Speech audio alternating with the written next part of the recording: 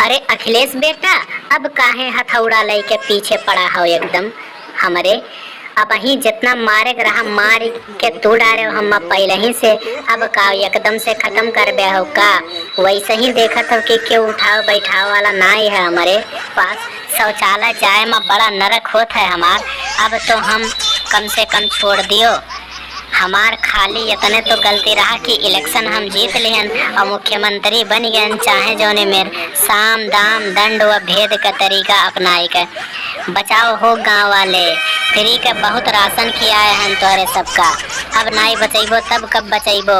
जब मर जाब तब का? छोड़ दियो अखिलेश बेटा, छोड़ दियो, तार पैर पकड़ी था हम।